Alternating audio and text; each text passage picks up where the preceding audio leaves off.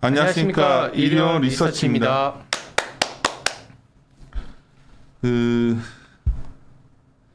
어떻게든 간에 오늘부터가 좀 날씨도 더운데 좀 고민하시는 너무 더워요, 진짜. 네. 너무 더워요. 그 말이 너무 사무실 나왔는데 어제 왔었구나. 예, 주말엔 죽겠던데요. 그러니까 네. 그것도 그렇고 인사만 하려고 했던 건데 또 그러니까 네.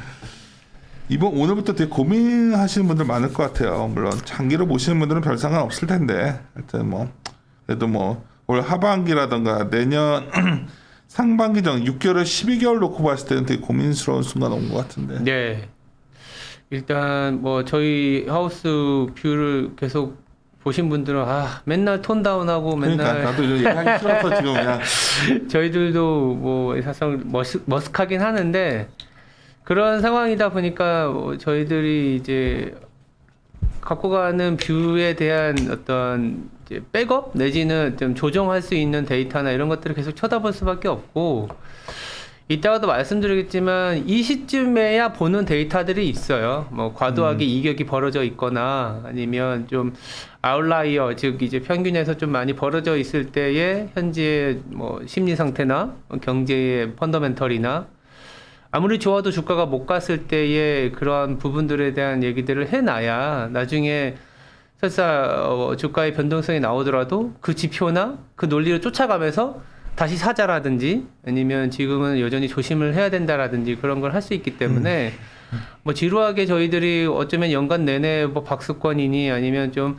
그러니까 베어리시하게 얘기를 하다 보니까 상대적으로 그런 부분들이 있는데, 오늘도 이제 공교롭게도 사실 위험자산 베팅이라고 하면 주식의 측면에 보면은 지금은 좀 그래도 좀 뭔가 좀 실적 시즌이고 그래도 좀 사볼 만한 타이밍 아니냐라는 얘기를 할 수도 있긴 하겠지만은 전체 시장 어떤 센티멘트나 인덱스를 보면은 아직은 이렇게 급하게 주가가 조금 조정 나왔다고 해서 급하게 이제 좀 드디어 살 타이밍이다 이렇게 얘기 드리기에는 다소 좀 부족한 거 있지 않겠냐라는 생각에서 이 녹화를 하게 된 것 같아요. 데이터 업데이트니까 네, 맞아요. 그럴 건데 이제 시작하기 전에 이제 최근에 시장 이런 공감대가 있었잖아요. 신진장 뭐냐면 지수는 이베스트 의견에 의외로 동조하신 분이 많지 않나요? 예. 네, 의외로 옆으로 계속 왔으니까 유튜브에서야 욕도 먹지만 사실은 굉장히 공감해 주신 분들이 좀 있어서 연간으로 포트 전략이 중요하고 전자주에서 다른 거 사자, 다른 거 중소형주 사자, 사이즈가 중요하다 해서. 근데 이제 고민이 뭐냐면 이런 거죠. 아침에 신장한테 얘기했지만 전자가 혹시 여기서도 반등 못하고 한 단계 레벨 다운 되면 그렇죠. 종목 장세마저도 흔들릴 수 있는 거고. 그럴 가능성이 있죠. 그 가능성 되게 낮아 보여요. 사실 이거 걱정도 하지 마시고. 근데 이제 시장에서는 전자 같은 게 이제 8만 원대는 좀 버텨주면서 8만 밑에서 사면은 또 하여튼 9만 원 트라이 한번 오지 않을까 이런 마음으로 사실 종목 장세가 진행되고 있는데 이게 이제 오히려 9만 원 가는 게 아니라 아래로 가버리면 이제 예를 들어 코스피 대비 코스피 안 봐야 코스닥만 볼 거 하는 사람들이 의외로 많거든요 요즘 다. 근데 이제 그런 고민도 좀 되는데 하여튼 그렇죠. 녹여서 그런 것도 하던 얘기도 녹여서 한번 쭉 데이터도 업데이트 좀 해주세요. 삼성전자가 사실 지금 8만 전자가 아니라 7만 전자로 내려온 상황이잖아요. 그래서 캐시플로우나 여러 가지 사업적인 포트폴리오상 나쁘진 않다라고는 보지만 저희들이 봤을 때는 결국 주식이라는 게 모멘텀이라는 그런 요소에 많이 움직이다 보니까 자꾸 얘기 드리는 게 이제 공급이 늘어날 수 있는 이슈 이런 것들로 그럼 삼성전자가 치고 나가지 못한다면 지수도 좀 재미없겠구나라는 생각을 말씀드릴 수밖에 없는데 지금도 계속 유지가 될 수밖에 없는 것 같고, 또 하나 뭐냐면 최근에 우리나라 시장은 아니지만 글로벌리 보면 우리나라가 생각보다는 단단하게 움직이는 건 맞아요. 주간 수익률이든 연간 수익률 보시면은 우리나라가 단단하게 움직이는데, 지난주 같은 경우에 2페이지에 넣어놨지만 전형적인 리스크 오프 장세의 특징이 나타났어요. 뭐냐면 안전자산은 다 오르고 위험자산은 다 빠지는. 그러니까 왜 이런 얘기를 드리냐면 예전에 한 달 전까지만 하더라도 2주 전까지만 하더라도 금리가 내려간다라는 거는, 만약에 매크로 하시는 분들은 금리가 내려간다 그러면 안전자산이 강해진다라는 식으로 해석을 했었거든요. 근데 굉장히 시장이 불리시한 상태에서는 금리 내려가? 그러면 나스닥 사면 되지. 이런 게 가능했었거든요. 금리 올라가? 그럼 가치주 사지. 이런 식의 약간 좋은 쪽으로 해석하는 포인트들이 많았는데 최근에는 금리 내려가는 게 야 이거 나스닥을 사자라는 콜이 아니라 경기가 생각보다 강하지 않은 거 아니냐?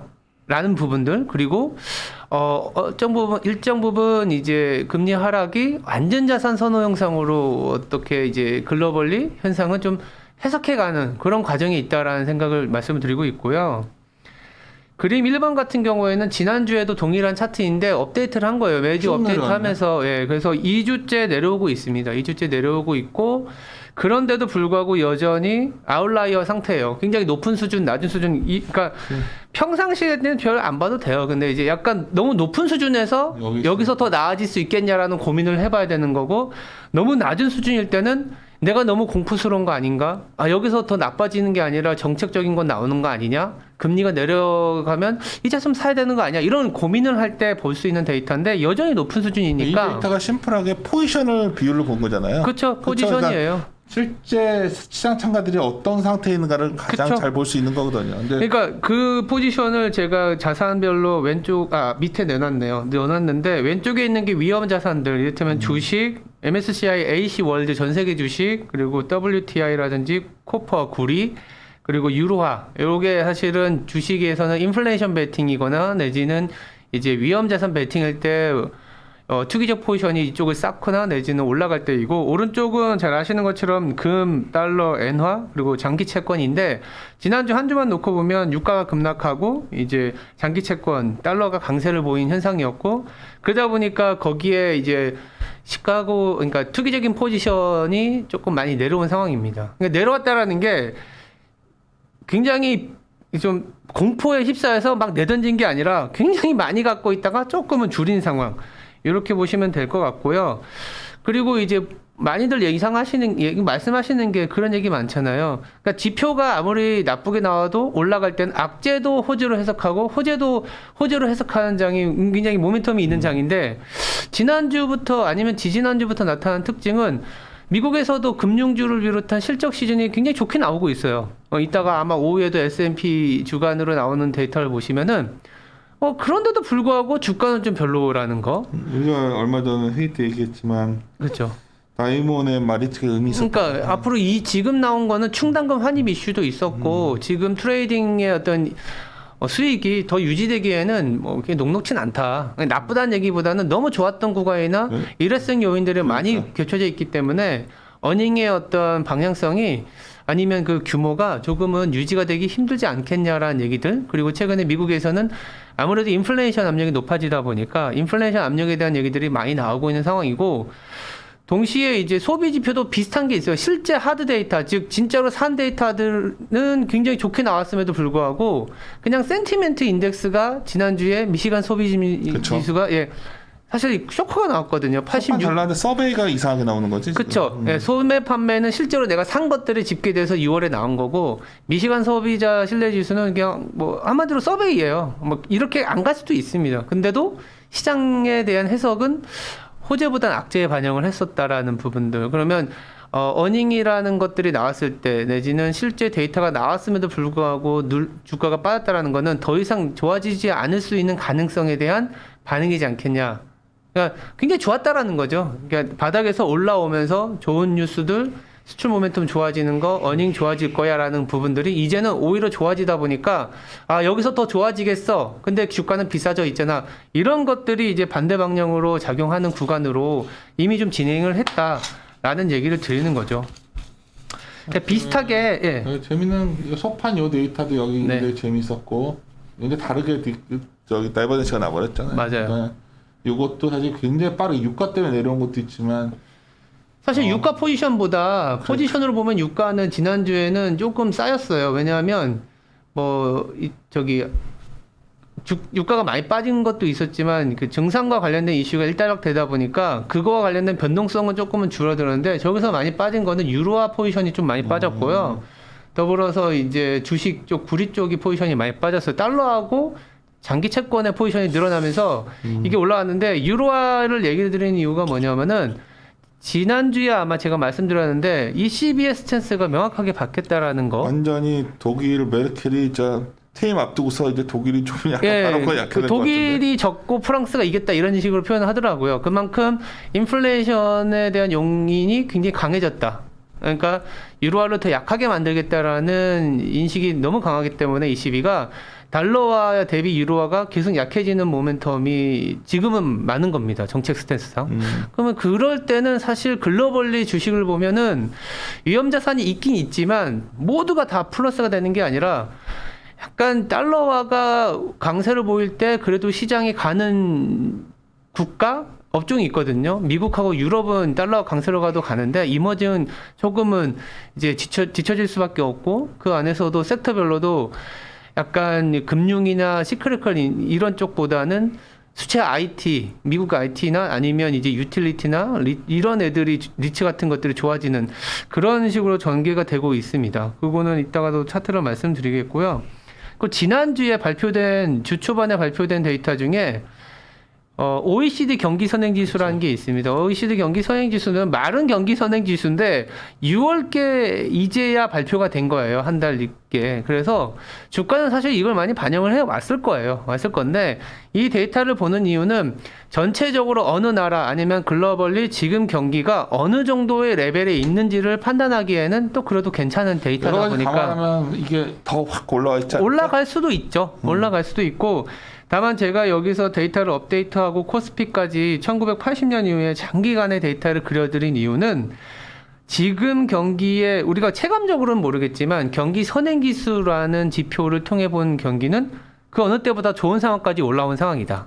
그러니까 주가라는 게 굉장히 높은, 그러니까 뷰가 좋은 상태까지 올라온 상황이라는 거죠. 그러니까 주가도 그에 반영을 해서 올라온 상황이고 문제는 뭐냐면 참 아이러니한 게 왜 주식은 비관적일 때 사라는 얘기를 많이 하잖아요. 지금은 낙관적인 스탠스가 많고 주가도 그거에 발맞춰서 상당히 이제 올라온 상황인데 동일하진 않겠지만 지금과 비슷한 수준의 경기 선행 지수일 때 향후 1년 동안의 코스피 차트를 그냥 그려봤어요. 그려봤는데 1년 동안 묵어두면 그래도 올라가겠지라는 생각이 그렇게 잘 맞진 않습니다. 우리나라 같은 경우에 또 저는 지속적으로 말씀드린 게 계단형 상승을 하는 전형적인 특징을 갖고 있기 때문에 좀 한 2, 3년 바짝 오르고 옆으로 기는 구간이 굉장히 길어서 5에서 길게는 10년. 이 그림이죠. 이렇게 쫙 오르고 이렇게 옆으로 예. 그리고 2000년대도 2004년 이후에나 올랐었던 거죠, 사실은.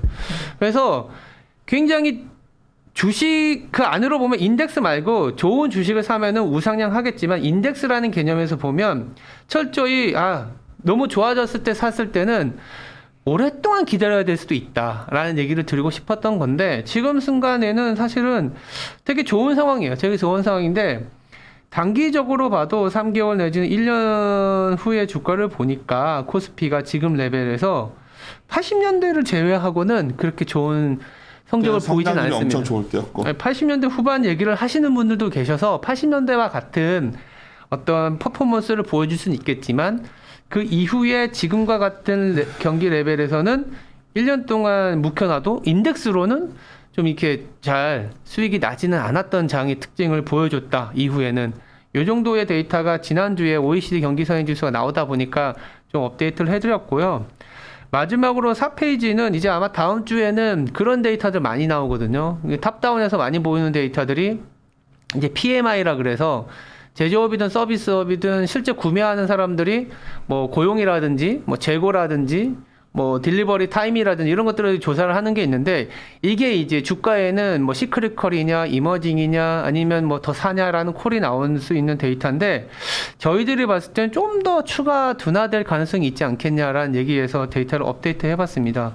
OECD 경기 선행지수하고 글로벌 PMI하고 그림 이제 왼쪽 위에 거 보시면 6번인데 동일하게 가는 거거든요. 그래서 PMI 지표를 보면 OECD 경기 선행지수 피크냐 아니냐라는 얘기를 할 수 있을 것 같은데 6, 7월 넘어가면서 OECD 경기 선행지수도 피크를 칠 가능성이 높겠다 생각에 말씀을 드리고 그거에 대한 근거가 빅4 CESI라고 해서 뭐냐면은 미국, 유럽, 중국, 일본의 경제 지표가 눈높이 대비해서 얼만큼 좋게 나오느냐 나쁘게 나오냐예요. 서프라이즈 인덱스. 네. 근데 지금은 눈높이가 굉장히 높아져 있어서 이 경제 지표가 어닝하고도 동일한 것 같아요. 어닝 굉장히 좋게 나오는데 주가가 안 가고 있고 경제 지표도 사실 좋게 나오는데 이 이상에 대한 그림이 안 나오다 보니까 이게 좀 떨어지고 있는 거예요. 그래서 기대치가 높다 보니까 웬만큼 지표가 잘 나와도 사실은 이게 모멘텀화 되지가 않는 순간이 지금이라는 거죠. 그래서 여전히 그럼에도 불구하고 이것도 보시면 평균보다 굉장히 높은 수준에 있기 때문에 눈높이가 많이 낮아질 필요가 있겠다라는 생각을 하고 있는 부분이고, 그거에 대한 반영이 그림 8에 보는 것처럼 미국채가 생각보다 계속 금리가 낮아지고 있는 거죠. 생각보다 금리가 못 오르는 이유가 경기가 조금은 피크아웃 내지는 높은 수준에 대한 눈높이들이 너무 높아서 이게 눈높이를 상회하기보다는 좀 낮아질 가능성에 대한 것들이 채권 시장에서는 반영을 하는 것 같고, 더불어서 그 밑에는 금융하고 유틸의 상대지수 그리고 구리하고 골드의 상대지수를 그려냈는데, 그러니까 한마디로 인플레이션 베팅의 어떤 구간이 좀 지나간, 인플레이션이나 인플레이션 해지 수요나 이런 것들 좀 지나가서 조금은 이제 디스인플레이션, 여러 가지 원자재 가격들도 안정화되면서 이제는 시크리컬 베팅이나 뭐 이머징 베팅보다는 오히려 필수 소비재 베팅이나 뭐 선진국 베팅으로 넘어가는 그 과정에 있다, 시장은. 이렇게 좀 말씀을 드리려고 지난주에 나왔던 데이터들 좀 업데이트하면서 저희들 뷰를 다시 한번 정리를 했다라고 보시면 될 것 같습니다. 그래요. 이제 뭐 맨날 똑같은 얘기하는 것 같아요. 아예 그냥 좀 됐는데 또 이렇게 쓰셔가지고. 근데 이제 오히려 오늘 내가 아침에, 그러니까 주말에 이제 금요일 날 끝나고 나서 이제 뭐 코로나 뭐 이것 때문에 약속을 못했다 보니까 주말에 누구 잠깐 나서 밥을 먹었는데 그냥 편하게 우리 동네로 오셔가지고. 근데 이제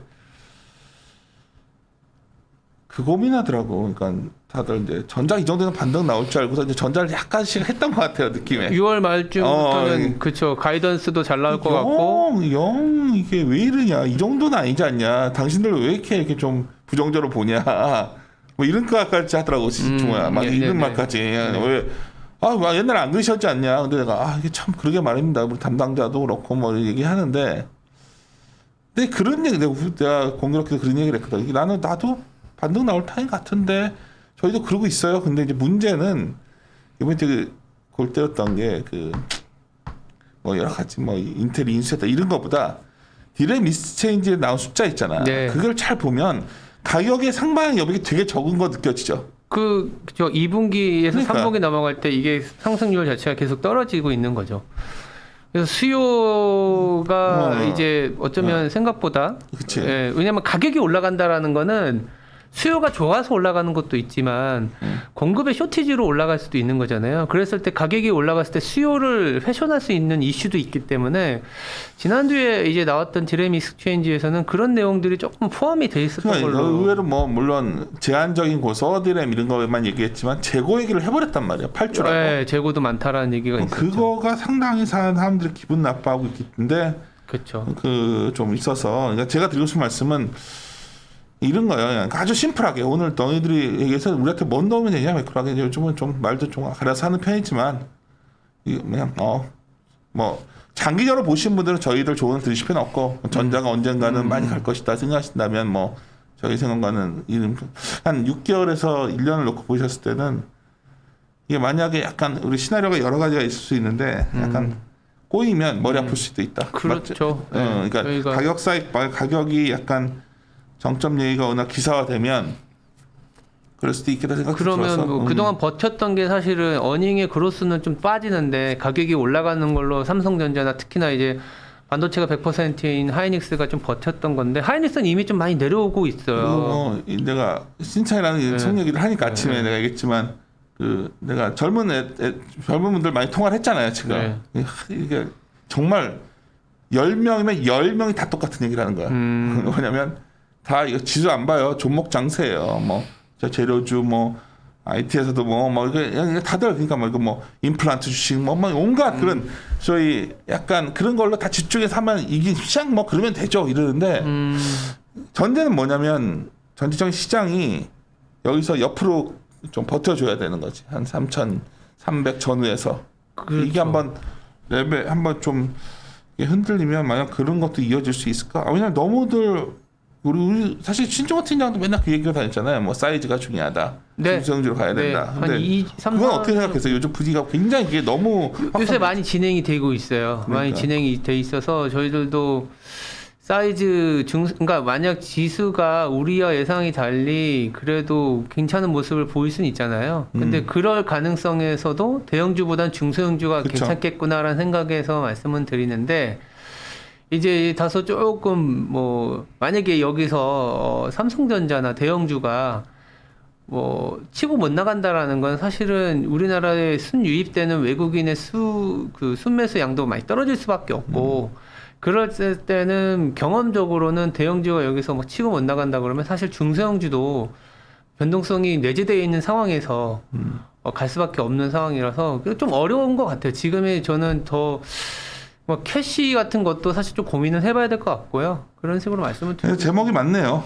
위험자산 배팅 급할 필요 네, 없다. 네, 좀 봅시다. 왜냐하면 지금 네 맞아요. 아주 뭐 우리들도 잘한 건 없고 뭐 잘한 것도 못한 것도 있는데 여튼 계속 이번 주말에 더울 때 나오셔서 업데이트 해보니까 점점 뚜렷해지고 있잖아요. 사실은. 네, 조금씩 그 외환 시장 같은 경우에 좀 빠르잖아요. 외환 시장에서도 뭐 웬만한 데이터 나와도 이제는 달러가 잘 안 눌리거든요. 그런 것들을 잘 생각해 보셔야 될 것 같아요. 네. 뭐 반도체 궁금하신 분은 워낙 내가 많이들 주위 어디 뭐를 자러 가도 삼성전자 물어보고 막 저도 이 자러 갔더니 생전 주신 얘기 안 하시던 분까지 저한테까지 물어보고 이러니 그러니까 이게 참 근데 그건 있는 것 같아요. 지금 하여튼 위험자 상승가 확 되려면 달러가 일단은 좀 그렇죠. 달러가 약해져야 되는 것 같아요. 근데 네, 일단 네. 그거부터 안 되고 있기 때문에 지금 그게 그렇죠. 그 상황은 되게 저는 코셔스하게 보고 있어요. 달러가 생각보다 강하구나. 어떤 지표가 나와도 달러가 잘 안 약해질 가능성도 있겠구나라는 생각이 시장에 대한 뷰를 아직은 이제 유지하는 근데 맥락으로 그래도 보시면 될 것 같아요. 엄청날 정도로 어쩜 오늘도 아마 밀리면 개인들이 엄청 살 거예요. 왜냐하면 구조적으로 돈이 들어오고 있기 때문에 사실 우리가 그분을 놓치는 부분이 있기 때문에 그러나 그 힘이 아직은 시장을 버텨줄 거라 보고 있지만 그 변수를 약간 제외시켜 놓고 보면 모멘텀은 굉장히 약해요. 모멘텀이라는 게 뭐냐면 이렇게 방향성의 힘이거든요. 뭐 정책 모멘텀, 뭐 실적 모멘텀, 유동성 모멘텀, 근데 정책 모멘텀도 둔화되는 것 같고 방향성의 힘은 실적 모멘텀은 꺾인 것 같고 근데 글로벌 유동성도 여기는 못 나왔지만 사실 우리나라는 유동성 유입의 모멘텀 멈추지 않는 것 같으니까 국내 유동성은 국내 유동성이 그렇다 하더라도 연초에 70조가 시장에 들어왔는데 양시장에 그러다 보니까 중성주가 화려한 건 맞지만 그게 시장이 우상향 할 때의 위너들이 많은 거하고는 좀 다를 거예요 아마 일일이 다 찾아보면 그렇지는 않았을까 해서. 그런 의견은 많이 줄어든 것 같아요. 뭐 4천, 5천, 뭐 아 그래요? 3,700 이런 얘기는 좀 추출해진 것 같길래 그런가요? 모르겠습니다. 뭐또 이러다가 오늘 또 뭐 버텨주고 또 내일 뭐 또 사서 올라오고 그러면 또 시장은 스위치 올라갈 수도 있으니까. 근데 하여튼 분명한 거는 대형주 중에서 그렇게 모멘텀들이 강해지진 않고 있다. 네. 오히려 모멘텀 감속에 확실히 들어간 네. 징후가 여러 군데 나오고 있다. 이 정도에서 정리합시다. 그냥 네. 뭐 더 얘기해봤자 뭐 똑같은 건데 맞습니다. 마무리 짓도록 하겠습니다. 함께 네, 고민하시죠.